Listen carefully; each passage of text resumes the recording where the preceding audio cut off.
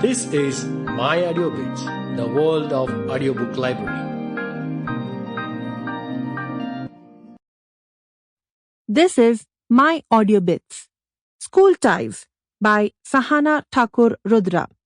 Narrated by Varsha Mukund. Chapter 1. Ingrid Addison couldn't believe her luck. Just a year in Westford, and she had already been accepted to Crissborne Williams School. It was one of the hardest schools in the country to get into. Of course, those rules didn't apply if you were extremely rich, which she was. However, she liked to think she got in solely on merit and not due to her parents' money. At least, that was what her mommy said. Nevertheless, it was amazing to actually be going to the school. It was a half-an-hour drive from the place she had grown up hating, and her parents would occasionally visit her. Then again, they had the company to worry about. Her parents had always been extremely busy, especially during her childhood. Ingrid was essentially raised by nannies and au pairs. The Crissborne Williams School was a boarding school, and she had never been away from home for longer than 24 hours. But none of that mattered. She was actually accepted into the most exclusive private school in New England. There were still 3 days before the term began. Ingrid flopped onto the dusty couch in the living room. "Mom," she called. There was no response. "Mom?" She tried again. This time, her mother, Ingrid Addison, came bustling into the room. "I was in the middle of trying to give Elsa a bath, and you almost gave both of us an aneurysm. What is it?" Ingrid frowned, staring at her mother, decked out in pearls and a tweed suit. "Yes, I can definitely see that you were in the midst of giving the cat a bath," she said flatly.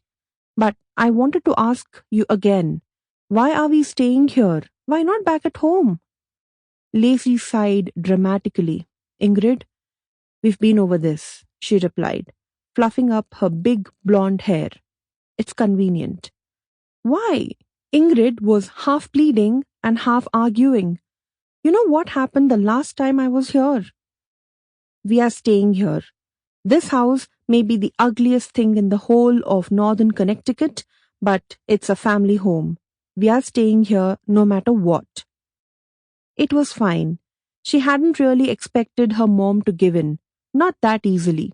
The good news was that some friend of her mom's was going to visit today. Ingrid didn't know much about her mom's friends, except they were always rich and always predictable. First, they would enter the house and comment on how quaint and lovely it was, rich lady code word for small and ugly. Next, they would present some flowers, generally lilies, which she despised, to her mother and a box of chocolates to her. To make it worse, the chocolates usually were the disgusting cherry-filled ones. After that, her mother would give them a cup of tea or a glass of wine, depending on how much she tolerated them, and discreetly tell Ingrid to move out of the room. This was fine with her. She didn't want to be around stuffy people anyway. Ingrid was just about to go up the stairs when her mother stopped her. "There's been a change of plans. We've decided to meet at the Weatherleys anyway.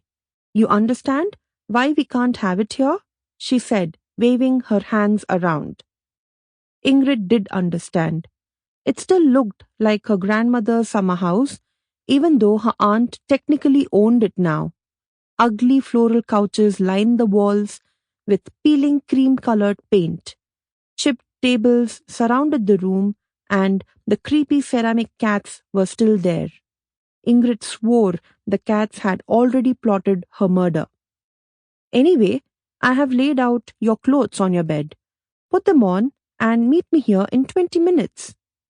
"It's still not my room," Ingrid muttered, trudging up the stair. "It's never been my room." When Ingrid entered what used to be her aunt's room, she saw a black pleated skirt and a white button-down shirt along with some brown Oxfords. Sample complete. Ready to continue?